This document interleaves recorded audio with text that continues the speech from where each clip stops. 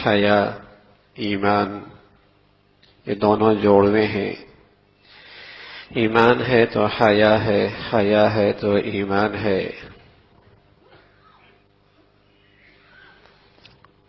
ایمان، حیا، پیارا نبی علیہ الصلوۃ والسلام فرمایا کرتے تھے دونوں جوڑوے ہیں، جہاں سے حیا گیا وہاں سے ایمان گیا، جہاں سے حیا گیا وہاں سے ایمان گیا، جہاں ایمان آیا، جہاں حیا آئی، وہاں سراسر خیر آیا، اور جہاں سے ایمان گیا، حیا گیا، اس معاشرے میں کوئی خیر نہ رہی۔ وہ گھرانہ خیر سے خالی، وہ سوسائٹی خیر سے خالی، وہ معاشرہ خیر سے خالی، وہ زندگیاں خیر سے خالی۔ پیارے نبی سے بڑھ کر کون اس امت میں دور اندیش ہوں گے؟ کون دور اندیش ہوں گے؟ کون اس معاشرے کی، انسانی معاشرے کی بھلائی چاہنے والے ہوں گے؟ مرد ہو یا عورت، آپ سے بڑھ کر کون ان کا بھلا چاہنے والا ہوگا؟ تو اس پیارے نبی نے بتایا ہے جہاں حیا آیا وہاں خیر آئی، جہاں حیا آیا وہاں خیر آئی۔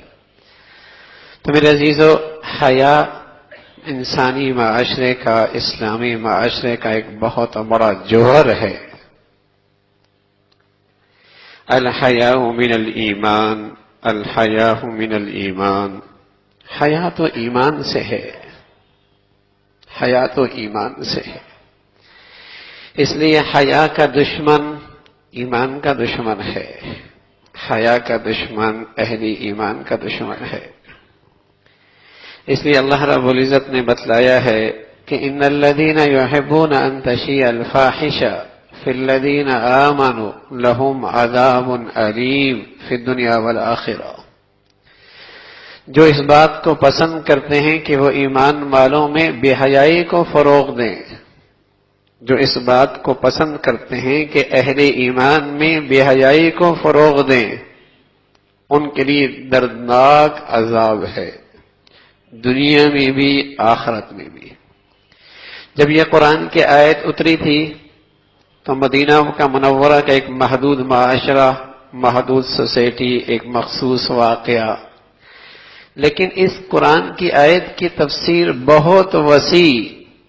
اگر آج کی دنیا دیکھی جائے، آج کی صحافت، آج کا ٹیلی ویژن، آج کا لٹریچر، آج کے میڈیا اور آج کے تعلیمی اداروں کا نظام تعلیم دیکھا جائے تو قرآن کی یہ تفسیر کھل کے سامنے آ گئی۔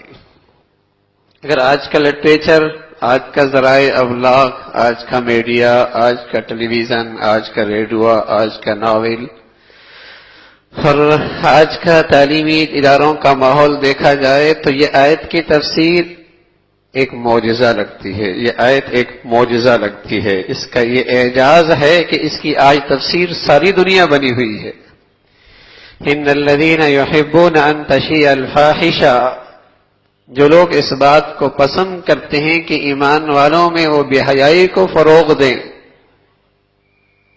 جب یہ آیت اتری تھی تو ایمان والوں نے بن دیکھے اس آیت پہ ایمان لایا تھا، بن دیکھے، ایک مخصوص واقعہ تھا لیکن اس کی تفسیر اس سے زیادہ وسعت رکھتی تھی۔ بن دیکھے اس آیت پر ایمان لایا، لیکن اب تو ہر گھر، ہر سوسائٹی، ہر بازار، ہر گلی کوچہ اس آیت کی تفسیر بنا ہوا ہے کہ قومی سیاست کے جلسے ہوں اور بدقسمتی سے نام نہاد مذہبی مجالس ہوں، وہاں بھی بے حیائی کو فروغ دینے کی شکلیں اختیار کی جائیں۔ ہمارے عزیزو، جو قوم کا مقتدی طبقہ اور مذہب کے نام پر یہ مخلوط محفلیں ہونے لگیں گی، پھر آنے والی نسل محبت کے دن ہی منائے گی نا۔ پھر اس نئی نسل کے اسکول کالجوں میں، یونیورسٹیوں میں محبت کے دن ہی منائے جائیں گے، حرام محبت، اور پھر اسے روز بروز فروغ دیا جائے گا ذرائع ابلاغ کے ذریعے۔ ان الذین یحبون ان تشیع الفاحشہ فی الذین آمنوا لہم عذاب علیم، کہ مسلمان معاشرے میں بے حیائی کو فروغ دینے والا یہ مسلمان معاشرے کا دشمن ہے، یہ اسلامی سوسائٹی کا دشمن ہے، بلکہ سچ ہے یہ مسلمانوں کی ازواجی زندگی کا دشمن ہے، مسلمانوں کے خاندانی استحکام کا دشمن ہے۔ اس لیے کہ جس معاشرے میں بے حیائی فروغ پاتی ہے وہاں میاں بیوی کا اعتماد نہیں رہتا، وہاں بیٹا بھی باپ کا نہیں رہا کرتا اور بیٹیاں بھی ماؤں کی نہیں رہا کرتی، اور وہاں خاندانی استحکام بھی رخصت ہو جایا کرتا ہے، بکھرنے لگتا ہے۔ تو اگر مسلمان معاشرے سے کوئی دشمنی کرنی ہے تو پھر اس معاشرے میں بے حیائی کو فروغ دے دو۔ اگر مسلمان معاشرے کو تباہ کرنا ہے، ان کے گھروں کی زندگیوں کو، ان کے خاندانوں کو، ان کی نسلوں کو، ان میں بے حیائی کو فروغ دے دو۔ اس لیے اللہ نے ایسے لوگوں کے لیے دردناک عذاب کا اعلان کیا ہے کہ یہ اسلامی معاشرے کے دشمن ہیں، بے حیائی کو فروغ دے رہے ہیں۔ 100 سال پہلے تو شاید اس کا تصور بھی نہیں تھا کہ مسلمانوں کی بیٹیاں اور مسلمانوں کی بہنیں اور مسلمانوں کی مائیں یوں بے پردہ اور بے حیائی کے ساتھ باہر نکلیں گی۔ اور کیسے ہوتا تھا؟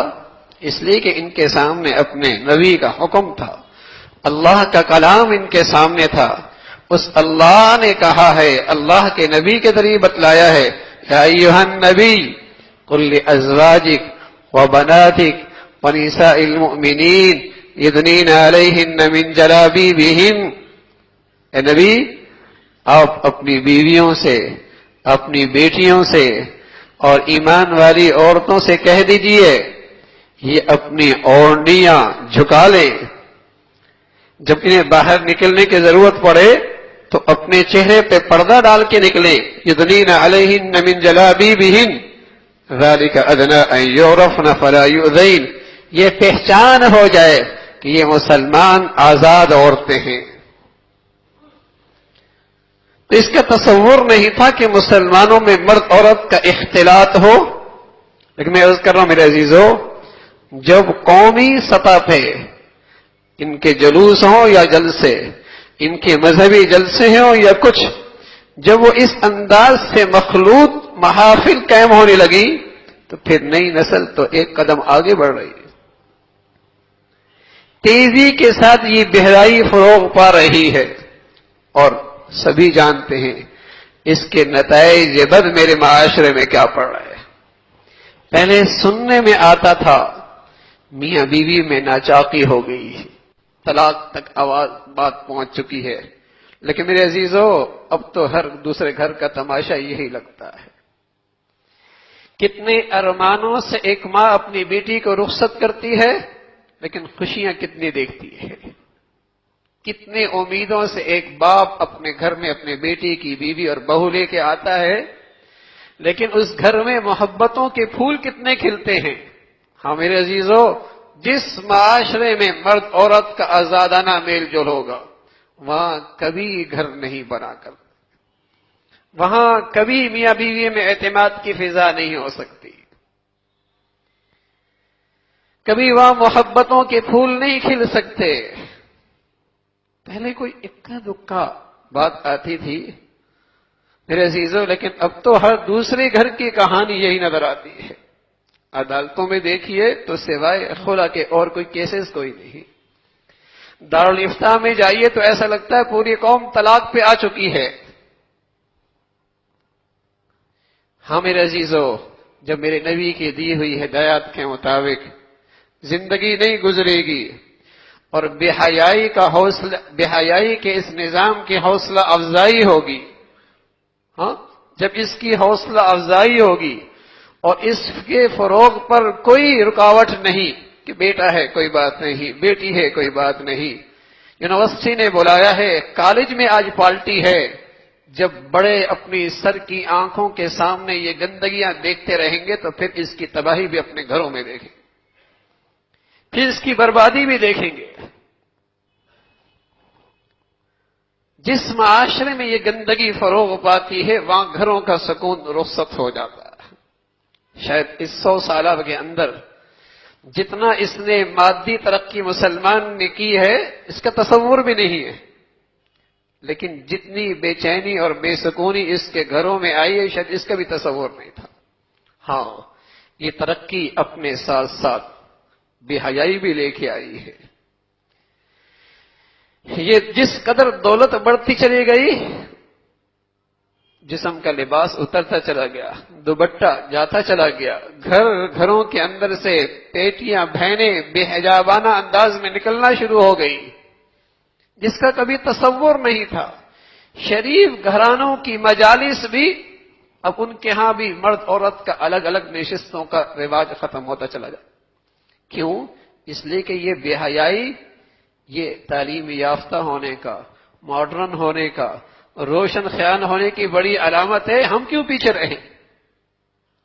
ہم کیوں پیچھے رہیں؟ اس لیے کہ جس قدر بے حیا ہوگا اور جس قدر اس کی بیٹی بہنا کے چہرے اور سر سے دوپٹہ غائب ہوگا، اتنی مہذب، اتنی تعلیم یافتہ، اتنی روشن خیال اور 21 صدی کے ساتھ زمانے کے ساتھ چلنے کے اسے روایات پتہ، ترقی کی نشانی بن گئی بے حیائی۔ اور رسول اللہ صلی اللہ علیہ وسلم نے بتایا کہ جہاں سے حیا گیا وہاں سے ایمان گیا۔ یہ دونوں جوڑنے ہیں، رہتے ہیں تو دونوں آتے ہیں، جاتے ہیں تو دونوں جاتے ہیں۔ چاہے نمازی ہو، چاہے حاجی ہو، چاہے روزے دار ہو، چاہے صدقہ خیرات ہو، حیا رخصت ہو گئی، ایمان رخصت ہو گیا۔ چاہے نمازی ہو، چاہے حاجی ہو، چاہے روزے دار ہو، چاہے صدقہ خیرات کرتا ہو، حیا رخصت ہو گئی، ایمان رخصت ہو گیا۔ ایمان کوئی نہیں رہا۔ حضور علیہ الصلوۃ والسلام نے بتایا کہ چند لوگ جنت میں نہیں جائیں گے، ان میں ایک بتلایا دیوس شخص، وہ بھی جنت میں نہیں جائے گا۔ ایک متکبر، ایک بوڑھا شرابی، ہاں ماں باپ کی ایک نافرمانی کرنے والا، اور ایک دیوس شخص۔ فرمایا دیوس کون؟ فرمایا جسے اپنے گھر کی عورت کے بارے میں یہ فکر نہ ہو کہ بیٹی، بہنا، بیوی کہاں جا رہی ہے، جسے یہ فکر نہ ہو۔ فرمایا یہ نمازی ہو، حاجی ہو، روزے دار ہو، یہ دیوس ہے، جنت میں نہیں جائے۔ ایمان حیا کے ساتھ ہے، بن حیا کے ایمان کوئی نہیں۔ بن حیا کے ایمان کیسا؟ تو میرے عزیزو، مسلمان معاشرے میں بے حیائی کو فروغ دینا یہ مسلمان معاشرے سے دشمنی ہے۔ مسلمانوں کے گھرانوں سے، مسلمانوں کے خاندانوں سے، مسلمانوں کی زندگیوں سے دشمنی ہے، بڑی دشمنی ہے۔ اس لیے اللہ نے اعلان کر کے بتایا ہے کہ جو یہ چاہتے ہیں کہ صحافت کے ذریعے، رائے ابلاغ کے ذریعے، میڈیا کے ذریعے یا ان تعلیمی اداروں کے محفوظ چار دیواری کے اندر مسلمان نسل میں بے حیائی کو فروغ دیں، تو اللہ کہہ رہا پھر سن لیں، ان کے لیے پھر دردناک عذاب ہے، ذلت کا عذاب، دنیا والآخرہ، دنیا آخرت میں۔ اس لیے کہ یہ مسلمانوں کی ایمانی نسل کشی کرنا چاہ رہا ہے، یہ مسلمانوں کے ایمان سے دور رکھنا چاہ رہے ہیں۔ تو میرے عزیزو، ہر آنے والے دن ایک نیا بے حیائی کا نقشہ لے کے آ رہا ہے۔ کبھی 10-15 سال پہلے مسلمانوں میں ہے یہ ویلنٹائن ڈے کا نام کوئی نہیں تھا، محبت کا دن۔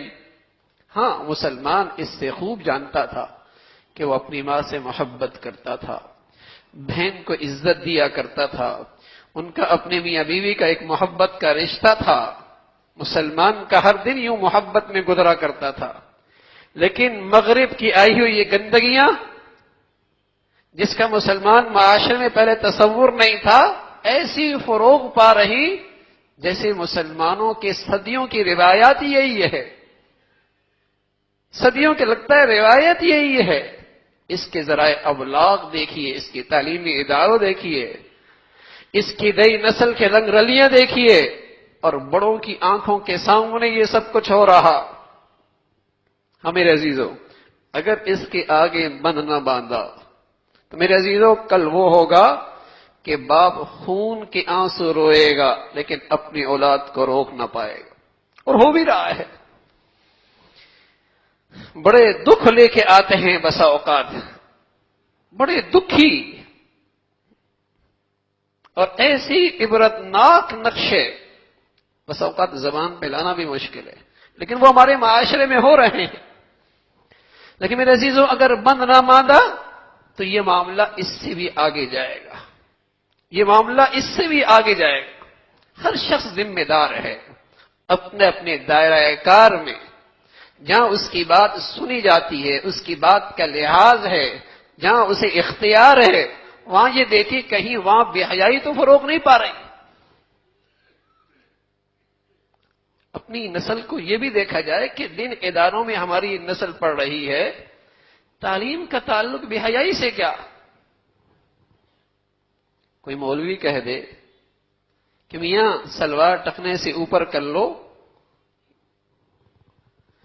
اپنے نظم یوں بنا لو، تو فوراً طبیعت پہ بوجھ آ جاتا ہے۔